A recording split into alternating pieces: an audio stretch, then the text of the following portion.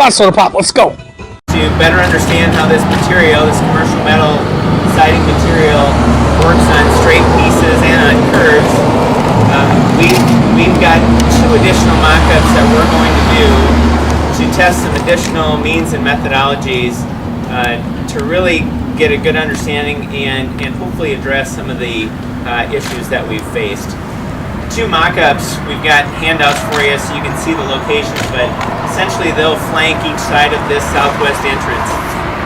The area that's just immediately to the east over here will utilize a new jointing methodology that essentially as 2 panels come together, there will be what we call J channels that they'll be received into, and then there'll be a clean metal application that will cover that entire joint.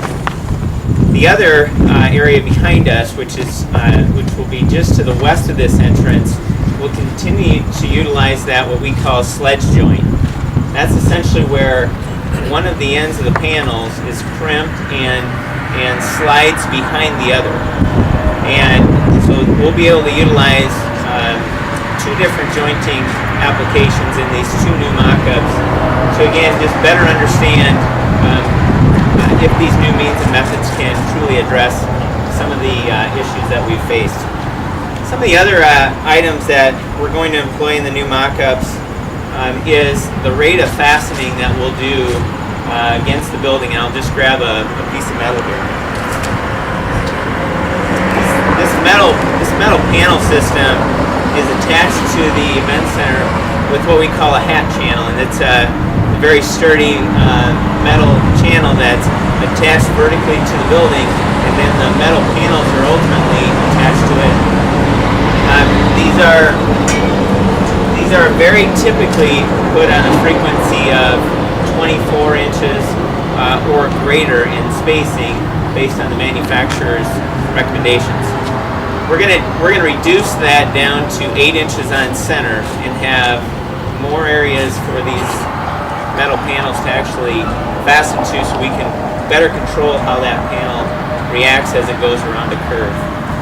The other item is that when the sledge joint, for example, comes together, if that were to happen between 2 of those hat channels, it was essentially allowed to somewhat float or pillow out.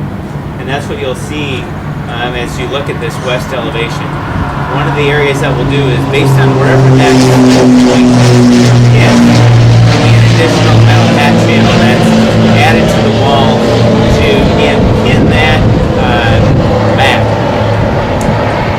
Now the other change that we're doing is that wherever we attach these metal panels to these metal hat channels, those will all be pre-drilled holes an 1/8 inch greater than the actual fastener to allow that metal panel to move with expansion and contraction. So those are a number of things that we're going to employ. Probably the key thing that we're going to employ is the rate of fastening to actually take that from about a 24 inch spacing down to an 8 inch spacing. And then last, one of the things that we talked about is if that sledge joint actually pillows out, what's happened then is it forces that panel to go concave until it gets to the next joint every 16 feet. And so from a horizontal standpoint, before we attach these panels, we're going to add another metal hat channel horizontally and to take that opportunity to go concave out of that panel. And so I've got another panel here. So here's actually the metal panel that's on there. It's a very thick, sturdy commercial panel. And again, as wherever the fasteners occur, those holes will be pre-drilled. They'll be 8 inches on center, and then also wherever that connection occurs, there'll be a large washer that's added to that fastener just to grab essentially more metal and ultimately spread out that load. And then that concave piece will be where we put the metal hat channel horizontally to take out that concave effect.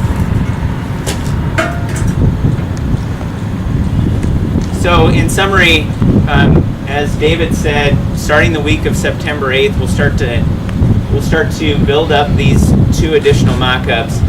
One of the things that mock-ups are normally used for, you usually build something very small scale off-site to test how a brick or a door or a window or all together those connections work, how they're going to be caulked, how that whole system will work. Rarely do you have the opportunity to actually build your mock-ups right on your building. This will give us perfect opportunity as the project team and the community to really come up and see how the new mock-ups will relate to this curvature of the building, and if it will truly solve the issues that we're setting out to solve. Also, as David said, this certainly isn't going to detract the opening of the building. It certainly won't affect the fans' experience. This building is beautiful on the inside and the outside. The project team is certainly engaged in this process to make sure that, just like all the details of this building, that they're built correctly.